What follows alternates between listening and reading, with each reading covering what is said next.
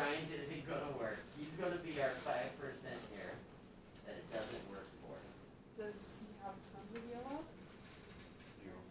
0 yellow? If I ate this one yellow banana.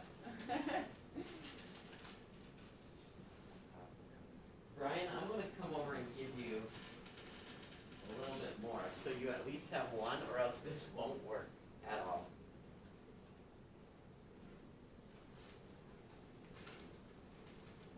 There we go, that's a little better. Alright, so everyone, you're counting how many total yellow, and then how many total you have, okay?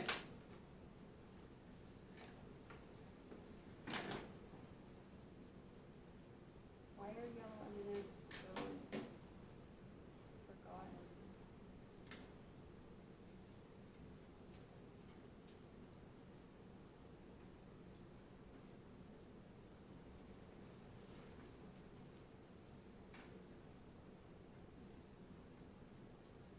Once you've counted them, you can eat these. I didn't touch them. I'm gonna eat the one yellow one. 2. That's all I have. Man, there's no. Is that all the M&Ms in the bag? So Well, good. a few left. Oh. While you're still figuring this out, let me tell you a story. So there's a teacher who's doing activities like this. But she was showing, she did with her students a lot, but she wanted to show other teachers. So they're at like a district training, and she was doing this activity with the teachers. Well, the teachers, naturally, after they started doing this, started eating the M&Ms. What the teacher leading it hadn't told the other teachers was that she does this activity with her students, but she reuses the M&Ms from year to year. Yeah, I've heard So that. all the students had been like touching them and counting them, and then the teacher's like, Yeah, that's the thing is I don't ever eat them because you never know. But that was the bag you just "But opened. now I just opened it, you're okay. Okay, so what I'm going to do, guys, is I'm going to walk through this with my sample. Each of you has your own sample, so you're going to have different numbers. So I'm going to go through here. I got 2 out of 31, which if I put into my calculator is .065. So we dividing them, or what are we Yep. doing?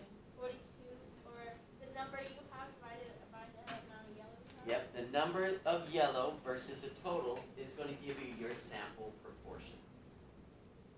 So everyone figure that out on your calculator. I just went to 3 decimal places. I only see 2 decimal places. Oh, that's nice. I've got a good number. My number is not good because I have a 1, and that means it's a repeating decimal. Forever and ever and ever. Now, what we're going to do, guys, our formula for the confidence interval is p hat plus or minus our margin of error. That's what ME stands for. So, the way we get the margin of error, remember we wanted to go out about 2 standard deviations. It was actually 1.96 standard deviations. But now, the formula, it's going to look a little scary. What in the world are you doing? No. What is that number at the front? The p hat, or the 1.96. P hat. Wait. So p hat just stands for your sample proportion. What's For inside me, that's that? what I got, was 2 out of 31, which is .065.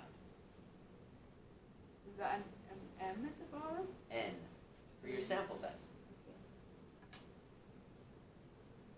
Now what I'm going to do is I'm going to plug in my numbers, and my numbers are different from yours. But even if we get different numbers, we can still get accurate confidence intervals, okay? And I'll demonstrate that in just a second.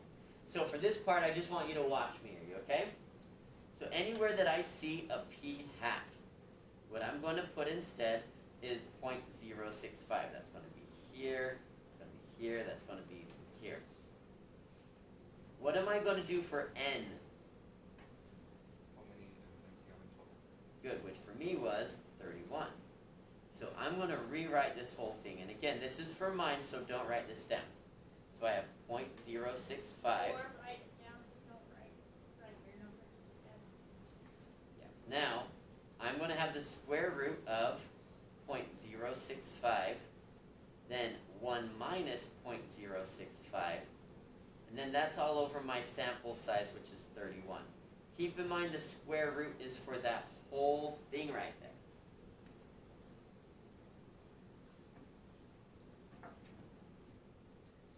Now, I'm going to get out my calculator, and I'm going to plug in just the part that's a margin of error. People are like, how do you do plus or minus on your calculator? And I say, you don't. You're just going to put in this part. And I'll show you what that looks like. So are you watching? My calculator's a little bit different, but it's the same. Okay, so I'm going to do 1.96 times the square root, and it was 0.065, right?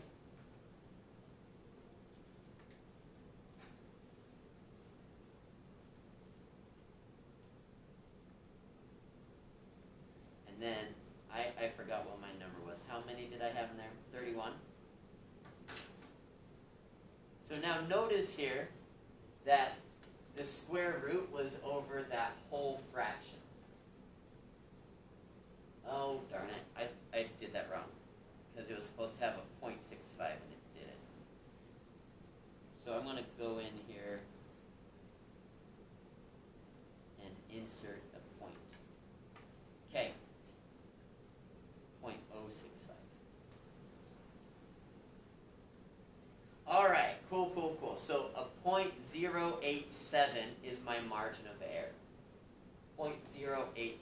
So I'm going to go back, and my margin of error is 0.087.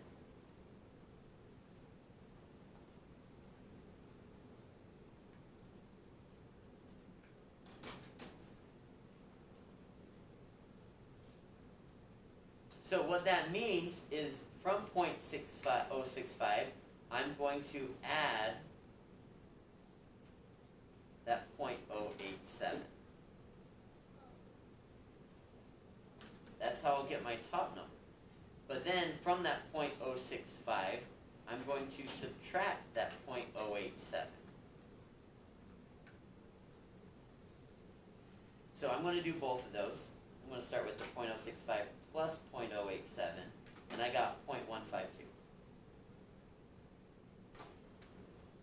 When I do 0.065 minus 0.087, I get a negative 0.022.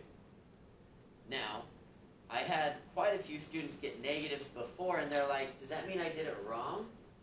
Say, nope. I mean, we won't get a negative proportion. That wouldn't make sense. But that just means our confidence interval, it went past 0. Alright, so now, how I would answer this, guys, is our question was, what proportion of M&Ms are yellow? I never get even one. Now, based on my sample, I went and plugged in the data, and I said the proportion that are yellow are between negative 0.022 and 0.152. So basically, it's somewhere between 0 and 15%. Now, what I'm going to do here is I'm going to give you guys about 5 minutes or so, and I want you to calculate your confidence interval. And your number is going to be different, but it should give you something around here, okay? And I'll be walking around so I can check to see how you're doing. We'll put all that together here in a second.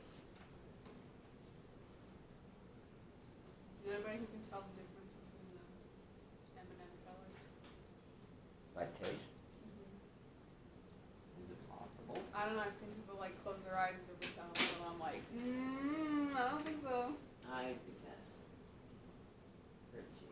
Because it's just food dye, but I guess they're like, I can tell the differences between the different food dye Sulfur. flavors. Silver. I got the same small one, except positive. Interesting. So this was this for mine? This is for yours? Oh, so yours was pretty similar. Okay, nice.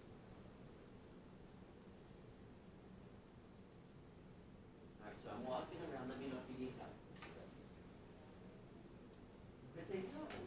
Give me more silver, they just disappeared. I want more than one yellow one. Nice.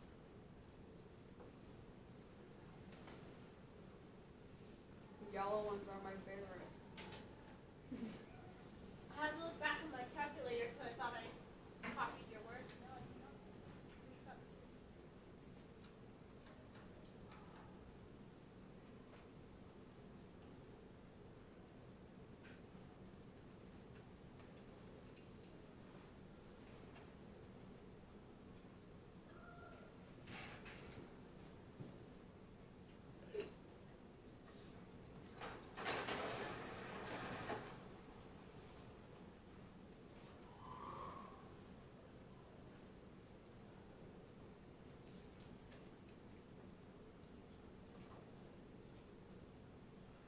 Okay.